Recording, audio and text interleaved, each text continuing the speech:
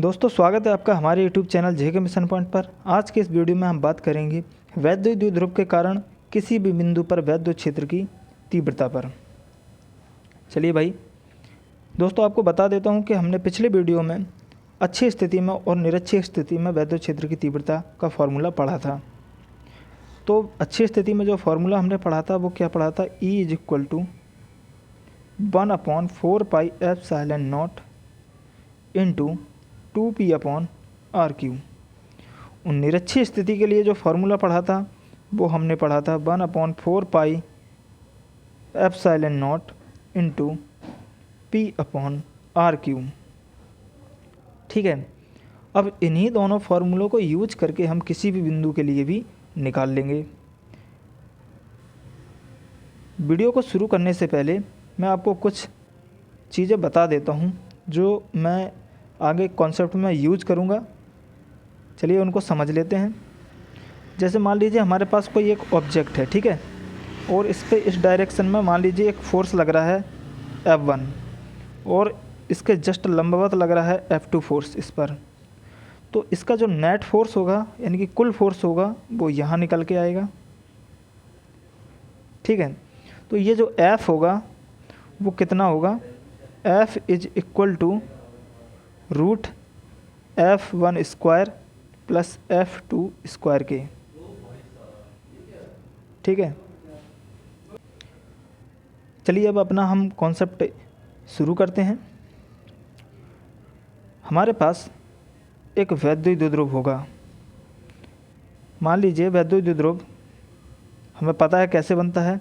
समान परिमाण के आवेश और विपरीत प्रकृति के आवेश होते हैं दो, और ये मान लेते हैं हम, ये हमारा है प्लस आवेश। ठीक है, एक हमारा प्लस आवेश ये रहा, प्लस Q आवेश, और सेम परिमाण का माइनस Q आवेश ये रहा। और इसका जो मध्य बिंदु है वो है P, जो यहाँ पे है, सॉरी मध्य बिंदु O। ठीक है ना, O से R दूरी पर यानी कि थीटा कोण पर,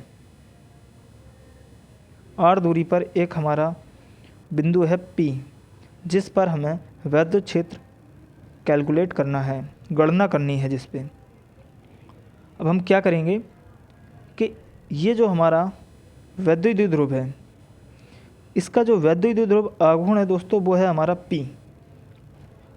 अब हम क्या करेंगे कि ये जो वैद्युत द्विध्रुव है इसको एक बार क्लॉकवाइज घुमाएंगे और इतना घुमाएंगे कि ये बिंदु P है वो घुमाने पर निरक्षीय स्थिति में आ जाए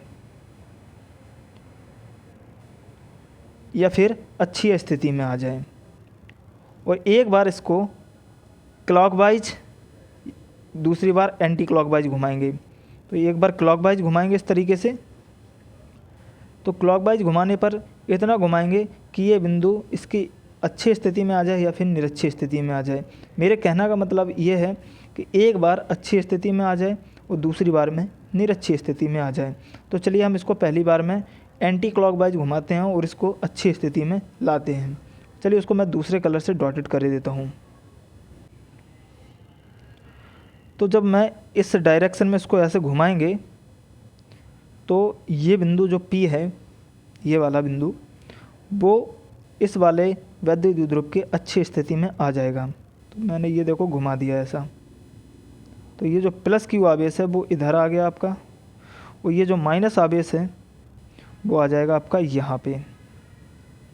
ठीक है ना, अब इसको हम क्लॉकवाइज घुमाएंगे यानी कि इस डायरेक्शन में ऐसे। तो ये बिंदु जो P है, ये बिंदु इसके निरक्षीय स्थिति में आ जाना चाहिए। तो इसको हम घुमा देते हैं ऐसे। तो यहाँ पे ये जो प्लस Q है वो कहाँ पे आ जाएगा, इस पॉइंट पर आ जाएगा। तो लिख देते हैं यहाँ पे प्लस Q, और यहाँ पे क्या आ जाएगा, माइनस Q आ जाएगा। अब हम क्या करेंगे, इस P पॉइंट पर वैद्युत क्षेत्र कैलकुलेट करेंगे। तो निरक्षीय स्थिति में, सॉरी अच्छी स्थिति में, ये जो प्लस Q आवेश है वो इसके P के पास में है, अर्थात इसके कारण जो वैद्युत क्षेत्र होगा वो इस डायरेक्शन में होगा, जिसे हम E1 नाम देते हैं। और निरक्षीय स्थिति में जो वैद्युत क्षेत्र होगा वो जस्ट इसके यानी कि प्लस से माइनस की ओर होगा। तो प्लस से माइनस की दिशा ये है ना, तो इसी डायरेक्शन में हम इसको लिखे देते हैं। तो यहाँ से तो इस डायरेक्शन में हमारा जो निरक्षीय स्थिति में वैद्युत क्षेत्र की तीव्रता है वो E2 इस डायरेक्शन में निकल आएगी। ठीक है, अब देखो इस जो E1 है और E2 है, इसका जो नेट विद्युत क्षेत्र की तीव्रता जो निकलेगी वो इस डायरेक्शन में निकल आएगी, जो हमारी E होगी E। तो E को हम कैसे कैलकुलेट करेंगे? सबसे पहले हम E1 और E2 के मान लिखे लेते हैं। तो E1 का मान हम यहाँ से लिखेंगे। यहाँ पे आपको एक चीज़ और बता देता हूँ कि यहाँ पे जो हमारा ये इनिशियल वैद्युत द्विध्रुव है, यहाँ पर इसका वैद्युत द्विध्रुव आघूर्ण है वो P है, लेकिन जब इसको हमने यहाँ पर रोटेट किया इस वाले डायरेक्शन में या इस स्थिति में, अच्छी स्थिति में कहें, तो यहाँ पर इसका जो वैद्युत द्विध्रुव आघूर्ण है वो हो जाएगा P cos थीटा। ठीक है, और निरक्षीय स्थिति में जो लाया हूँ तो इसका हो जाएगा P sin थीटा। ठीक है, इसको थोड़ा सही से लिख देते हैं ताकि आपको समझ में आता रहे। P sin theta. ठीक है, अब देखो ये P cos थीटा हमने यहाँ पे क्यों लिया? क्योंकि ये थीटा के साइड में है और थीटा के साइड में हमेशा कॉस लेते हैं, बाकी दूसरी साइड में साइन लेते हैं। तो यहाँ से जो E1 होगा, यानी कि E1 हमारा अच्छी स्थिति में है, तो E1 यहाँ से निकल के आएगा 1/4 पाई एप्सिलॉन नॉट इनटू, दोस्तों अच्छी स्थिति में हमने 2p/r³ पढ़ा है, लेकिन यहाँ पे वैद्युत द्विध्रुव आघूर्ण P cos थीटा है, तो P की जगह पे हम P cos थीटा रख दे रहे हैं।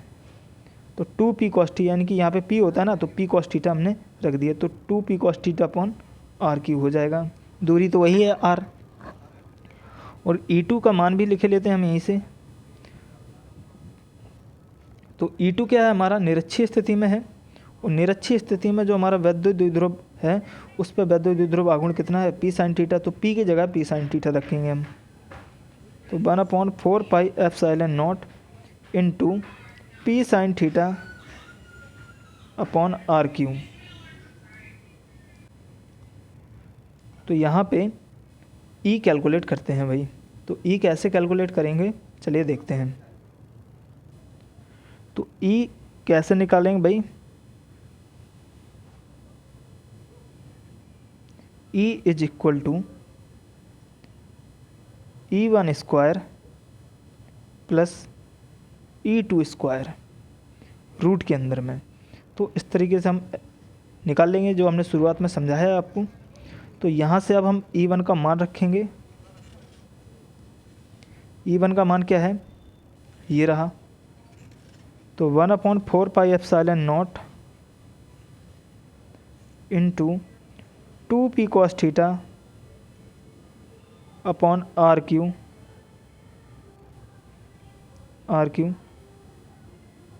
का होल स्क्वायर। प्लस लगा है, ये प्लस लगा दिया, और यहाँ पे E2 का मान रखेंगे। E2 का मान क्या है? 1/4 pi epsilon not P sin थीटा/r³। तो यहाँ पे हम ये मान रख देते हैं E2 का। चलिए भाई, तो यहाँ पे रख देते हैं 1/, स्क्वायर है तो स्क्वायर भी कर देंगे भाई। 1/4 pi epsilon naught, sorry 4 pi epsilon naught into P sin थीटा/r³ का whole square, sorry whole cube. ये होल स्क्वायर हो जाएगा इसका, क्योंकि यहाँ E2 का स्क्वायर है, यहाँ r³ हो गया, और ये इसके पूरे का होल स्क्वायर हो गया। ठीक है भाई, अब यहाँ पे इसको हम सॉल्व करेंगे भाई। किस तरीके से सॉल्व करेंगे जाएंगे, इसको देखो। यहाँ पे स्क्वायर है किसका? 1/4 पाई एप्सिलॉन नॉट का,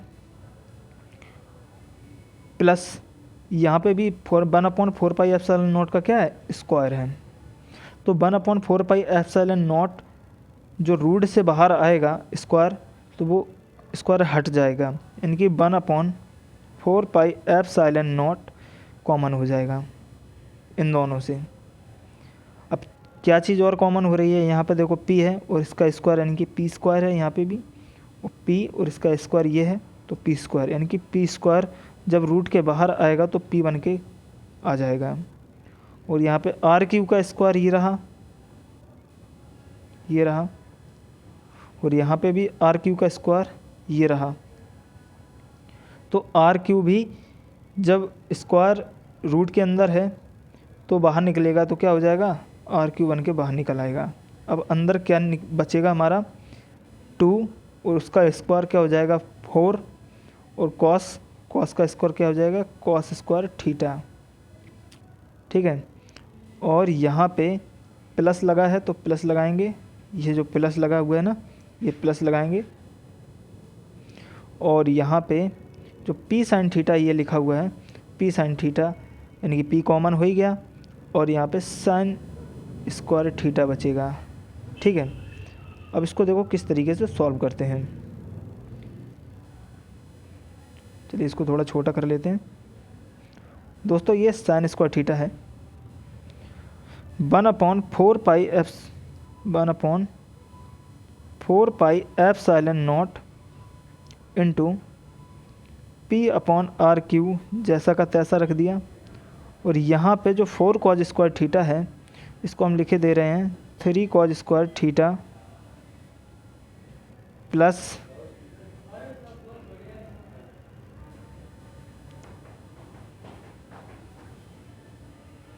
4 cos स्क्वायर थीटा को हमने 3 cos square theta plus cos square theta लिख दिया, और ये हमारा प्लस में साइन स्क्वायर थीटा है ही, तो प्लस में साइन स्क्वायर थीटा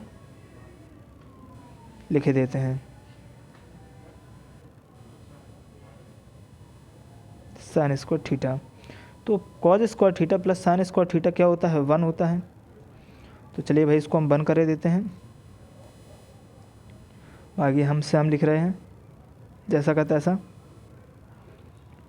तो यहाँ पे 1/4πε0 इंटू p/r³,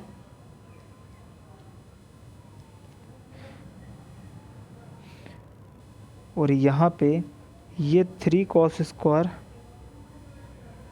थीटा और प्लस 1, ये हमारा विद्युत क्षेत्र की तीव्रता निकल आती है। बराबर में हमारा क्या चल रहा है E, तो यहाँ से हम E यहाँ पे लिखे देते हैं।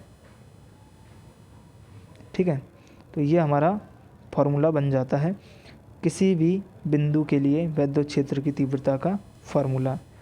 किसके कारण, वैद्युत द्विध्रुव के कारण।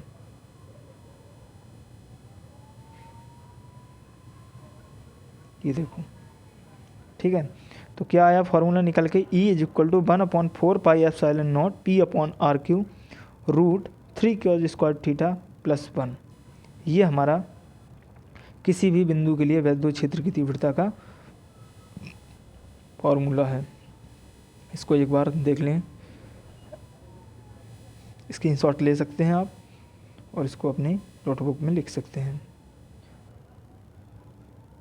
चलिए मिलते हैं नेक्स्ट वीडियो में। हम पढ़ेंगे इसके न्यूमेरिकल। अभी हमने कुछ न्यूमेरिकल देखे थे, अब इसके और जो न्यूमेरिकल हैं वो देखेंगे हम आंगिक प्रश्न नेक्स्ट वीडियो में। मिलते हैं। वीडियो अगर समझ में आया हो तो please like share and subscribe ज़रूर करें। जय हिंद।